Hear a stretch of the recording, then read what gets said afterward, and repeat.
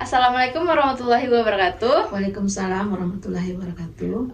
Perkenalkan, nama saya Sahara Usnul Aini, NIM 22005087 dari Departemen Pendidikan Nonformal. Di sini saya akan membuat sebuah video wawancara mengenai materi pembelajaran psikologi pendidikan yang diampu oleh Ibu Nirma Zola. Dan di sini saya mewawancara Ibu Vivi Lucy Dawati dengan MPD selaku Ibu Kepala Sekolah di SD 16 Pandesike. Baik Ibu, di sini saya akan mewawancarai sedikit mengenai apa yang Ibu ajarkan kepada murid-murid di sekolah terkait psikologi yang anak didik Peserta didik. Yang pertama itu, bagaimana Ibu menjelaskan perbedaan antara pertumbuhan dan perkembangan kepada siswa? Baiklah, Ai. Kalau di sekolah dasar semua peserta didik itu sama berdasarkan usianya, tapi ada namanya kelas rendah, kelas 1, 2, 3, 4 dan 6, 4, 5, 6 itu namanya kelas tinggi. Atau kalau dalam kurikulum Merdeka ada fase A, B, C. Fase A itu dari kelas 1 dan kelas 2, fase B kelas 3, kelas 4, fase C dari kelas 5 dan kelas 6. Pertumbuhan dan perkembangan peserta didik, kalau pertumbuhan dia mengalami penambahan berat badan, menambah tinggi badannya, dan perkembangan emosinya juga akan berbeda tiap-tiap siswa atau peserta didik. Kemudian perkembangan psikologinya juga seperti itu. Mungkin anak kelas rendah atau fase A itu masih takut-takut atau malu-malu kepada gurunya, kepada teman-temannya. Sedangkan untuk peserta didik yang sudah fase C, yaitu berkisar kelas 5 dan kelas 6, mereka sedang menjalani masa pubertas. Kalau dilihat-lihat dari zaman ke zaman, dari waktu ke waktu, anak-anak zaman sekarang atau zaman milenial atau zaman zero, mereka itu lebih banyak karakternya agak kurang sesuai bagi kami sebagai guru dan kepala sekolah dengan perkembangan yang anak zaman sebelumnya. Kalau dilihat anak-anak zaman sebelumnya, sebelum zaman milenial ini, mereka masih manut, masih mau mendengarkan perkataan orang tuanya, gurunya, maupun masyarakat sekitar yang mau menegurnya jika mereka bersalah. Tapi zaman sekarang anak-anak itu lebih suka melihat atau agak menentang kalau kita tidak pandai-pandai membawakan diri masuk ke dalam dunia anak-anak atau peserta didik tersebut. Kenapa? Karena mereka sekarang ini, kalau Ibu lihat, mereka itu lebih fokus ke gadget ini, dan baik di kota maupun di desa, kalau dilihat di media sosial maupun kenyataannya, mereka itu kurang dekat sama orang tua atau dunia atau lingkungan masyarakatnya. Mereka kurang bersosialisasi. Mereka cuma fokus kepada HP atau gadget ini. Dan orang tua juga kurang memperhatikan peserta didik. Kenapa? Mereka sibuk, walaupun yang anak-anak di perkotaan orang tuanya sibuk bekerja. Di desa juga seperti itu, hampir sama. Kenapa? Karena di desa ini para orang tua murid, mereka jam 7 atau jam 8 mereka sudah pergi ke sawah atau ke ladang, dan pulangnya jam 4 atau jam 5 sore. Kemudian mereka memasak, maghrib mereka sudah ke surau atau ke masjid. Kemudian ada yang orang tuanya care sama anak-anaknya, ada ditanya bagaimana anak-anaknya sambil makan malam atau bagaimana. Ada yang tidak, malahan anaknya dilihat ada yang ke lapau atau ke warung sambil main-main sama dengan orang tua, sama dengan anak-anak yang lain yang di atas usia mereka, bukan teman-temannya. Itu 2 atau 3 orang, tidak merata ya, tapi ada, karena anak-anak itu ada yang bisa di cover sama orang tuanya, ada yang tidak. Jadi itulah yang sedang kita jalani untuk era milenial ini, dan kami guru harus mencoba, harus merubah karakter siswa seperti itu, dan kami bekerja sama dengan komite juga dengan orang tua murid. Kami di sekolah kami mengadakan pertemuan dengan orang tua murid 4 kali dalam setahun, namanya parenting orang tua dan guru. Jadi kami menjalin kerjasama seperti itu. Tapi dilihat walaupun kami menjalin kerjasama, masih ada juga siswa yang belum bisa kami rangkul semuanya. Jadi memang kami harus ekstra lebih baik lagi mencoba mengcover siswa, karena kami ingin mencetak atau merubah siswa kami yang seperti ini untuk lebih baik lagi, supaya bisa membangun Indonesia emas untuk kedepannya. Yang kedua, bagaimana Ibu menyesuaikan metode pengajaran untuk siswa atau pada peserta didik? Metode pengajarannya bagaimana? Kalau dilihat, karena Ibu juga masuk ke dalam kelas, mencoba kalau jika tidak ada guru atau gurunya berhalangan, sakit atau gimana, jadi kita sesuaikan metode yang kita pakai sesuai dengan lingkungan sekolah kita. Kita tidak bisa meniru ke sekolah lain. Mungkin di sekolah lain bisa mereka melakukan metode discovery, inquiry, IHT dan segala macamnya. Tapi kita sesuaikan juga dengan lingkungan sekolah kita. Mungkin kita bisa belajar dari alam, mungkin bisa ke sawah, bisa menggunakan IHT dan sebagainya, juga seperti itu. Tergantung kiat guru itu mencocokkan dengan siswanya. Jadi tidak harus kita pakai metode yang sesuai dengan kita saja, tidak, tapi kita sesuaikan dengan siswa kita dan karakter lingkungan di mana kita mengabdi atau di mana kita sekolah. Yang ketiga ini, apakah menurut Ibu faktor lingkungan dan genetik peserta didik itu mempengaruhi kecerdasan peserta didik? Oh, setuju sekali. Memang faktor genetik dan lingkungan juga berpengaruh terhadap peserta didik. Kenapa seperti itu? Kita lihat antara ibu dan ayah, jika anaknya pintar, kalau menurut ahli-ahli psikologi, ahli-ahli yang dalam pembelajaran, kalau jika orang tuanya pintar, yang perempuan, maka anaknya juga pintar. Bukan dari orang tua laki-laki. Orang laki-laki itu menciptakan karakternya atau wataknya. Jadi seorang ibu itu harus benar-benar mendidik peserta didik. Memang pendidikan itu berasal dari rumah, dan faktor genetik itu sangat juga menentukan, karena sudah banyak kita lihat zaman sekarang ibu-ibunya yang sibuk-sibuk arisan lah, ngumpul sana sini lah, namanya ibu-ibu milenial. Jadi anak-anaknya kurang terperhatikan, kurang mendapatkan kasih sayang karena mereka sibuk masing-masing aja. Jadi kami harapkan nanti generasi muda, apalagi mahasiswi, nanti jika mereka berumah tangga, jadilah wanita yang baik yang bisa mendidik generasi muda, karena generasi muda ini atau sebagai penerus kan.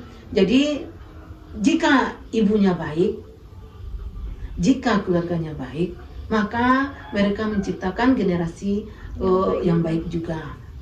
Tidak akan mungkin generasi yang keluarganya yang tidak baik, anaknya baik, ada, cuma jarang. Nah, jadi kita bersama-sama mencoba kembali flashback ke yang zaman dahulu, mana yang bisa kita pakai untuk kita terapkan di zaman sekarang ini. Yang tidak bisa, tentu kita sesuaikan dengan bagaimana zaman ini. Ini tergantung kiat kita sebagai ibu, sebagai wanita untuk mencetak generasi muda yang lebih baik lagi. Selanjutnya, apakah Ibu bisa mengenali bakat dan minat bakat dan minat peserta didik dalam proses pembelajaran? Bisa. Kita lihat misalnya dalam satu kelas ada 20 orang anak. kita lihat di SD itu kan ada bakat minat, ada ekskul kita. Jadi kita lihat dalam pembelajaran karena semua bidang studi ada SBBDP, ada kesenian, ada nyanyi, menari, menggambar. Kita lihat, nampak di sana. Ini anak ini cenderung ke menggambar, ini cenderung menyanyi, ini cenderung untuk bela diri, ini cenderung untuk pramuka. Jadi dari situ bisa kita mengenal bagaimana bakat minat siswa. Nah, ini bisa, kalau guru bisa dia menebak dari kita berdiri di depan kelas, kita anak-anak kita ada 20 atau 30, bisa kita menebak bagaimana anak itu nantinya besar. Kenapa? 1 tahun kita mengajar anak dari dia tidak pandai membaca sampai membaca, kemudian sifatnya karena kita tiap hari masuk di dalam kelas, jadi kita tahu, oh ini cocok ini jadi pemimpin. Walaupun ada sedikit nanti mungkin ada perbedaannya, tapi jarang. Tapi ini pasti bisa jadi pemimpin. Bisa guru itu menebak. Kenapa? Karena seorang guru sudah belajar ilmu psikologi namanya dan ilmu pendidikan. Jadi di situ bisa dia menebak-nebak seperti itu. Kenapa? Menurut ibu sudah mengajar waktu itu di Singgalang, Ai. Anak yang pintar itu bisa dia protes sama guru. Contoh, kita menerangkan pelajaran di papan tulis, nulis gitu kan. Sebelumnya kan sudah kita terangkan kepada murid. Ada yang salah, misalnya angkanya atau jawabannya yang salah. Anak yang cerdas pasti dia langsung begini. Dia pikir, kemudian dia angkat tangan. Bu, itu jawabannya salah. Kenapa salah? Kan kritis anak itu. Setelah besar, ibu lihat ini, karena pengalaman juga. Sebenarnya memang anak itu pintar, dari SD itu udah nampak pintar.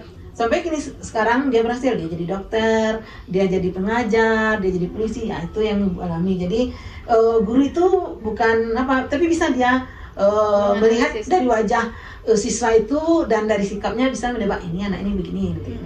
Jadi tidak bisa kita bohongi, Bu, saya tidak seperti itu. Tidak bisa, karena guru itu sudah masuk ke dalam hati nurani siswa. Jadi kita menjalin hubungan itu bukan sekedar mengajar saja, tapi kita selami hatinya, apa yang maunya. Jadi jika kita dekat dengan peserta didik atau dengan siswa, maka kita akan mudah merangkulnya. Itu.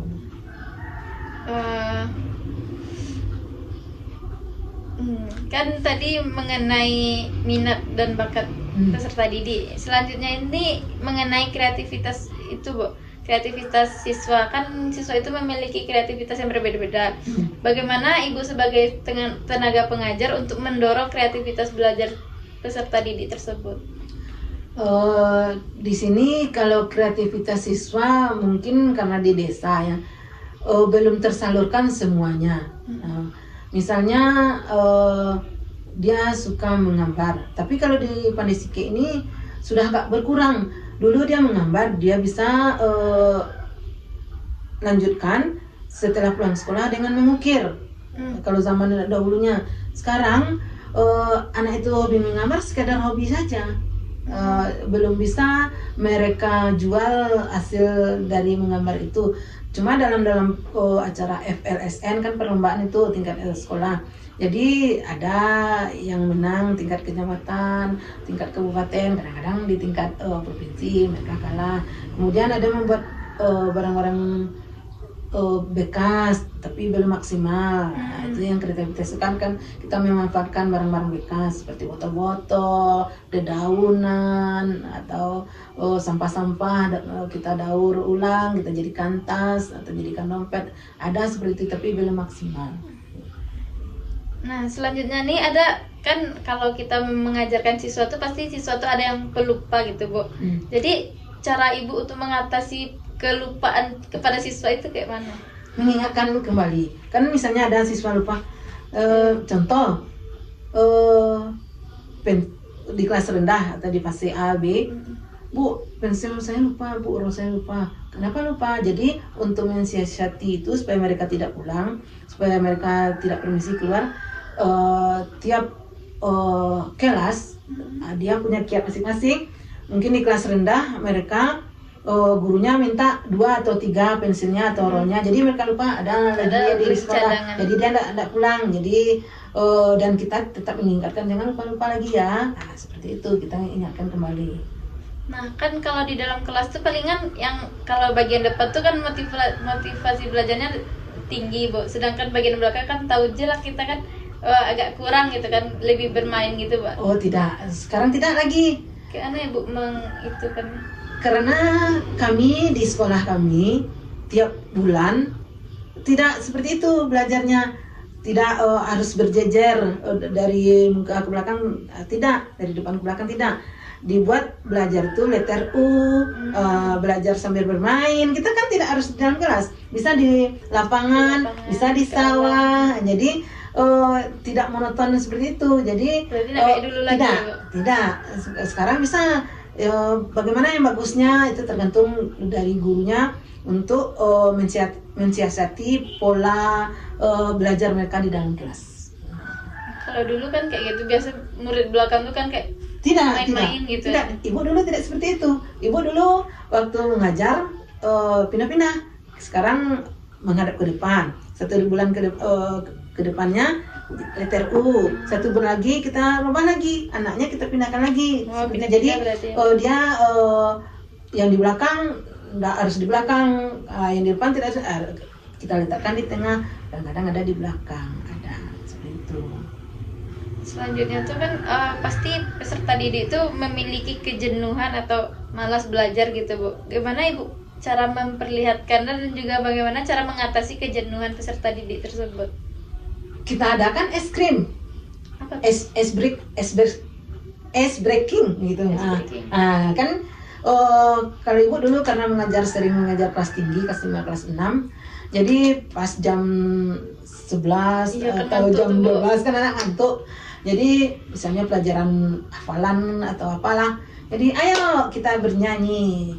Ayo Bu, jadi kadang-kadang kita lupa anak, Bu nyanyilah Bu, atau kita lompat-lompat atau kita tepuk-tepuk tangan 5 menit atau 10 menit. Jadi anak jenuh. Malah disuruh pulang jam 1 dia nak mau pulang. Kenapa pulang-pulang? Masih mau di sini Bu, atau dia menawarkan bagi anak-anak yang cerdas nih yang pandai, Bu apa yang bisa kami bantu Bu, ya seperti itu. Jadi anak-anak itu yang anak murid Ibu ini, yang khusus yang Ibu ngajar ini, tidak ada yang mau cepat pulang. Seperti itu. Jadi tergantung gurunya mensiasatinya dengan mengadakan ice breaking atau dengan permainan 5 atau 10 menit seperti itu. Agar tidak jenuh Ya, supaya mereka tidak jenuh. Nah, pertanyaan terakhir nih, Bu. Kan metode pengajaran dan kebutuhan belajar siswa itu kan beragam.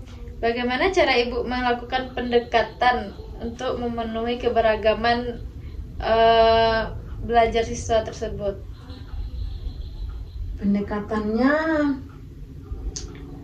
seperti guru, mungkin mereka melalui metode-metode dalam pengajarannya berbeda-beda.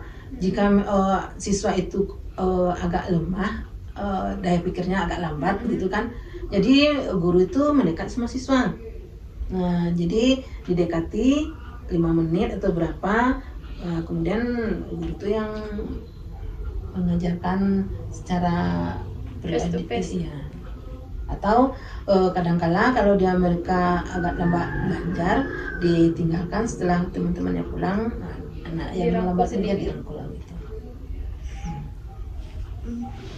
Baik, sekian wawancara yang dapat saya tampilkan, dan saya mengucapkan terima kasih kepada Ibu Vivi yang telah memberikan waktu luangnya untuk saya wawancara, dan maaf mengganggu Ibu atas wawancara saya ini mendadak. Sekian wawancara kami kali ini. Saya ucapkan Assalamualaikum warahmatullahi wabarakatuh. Waalaikumsalam.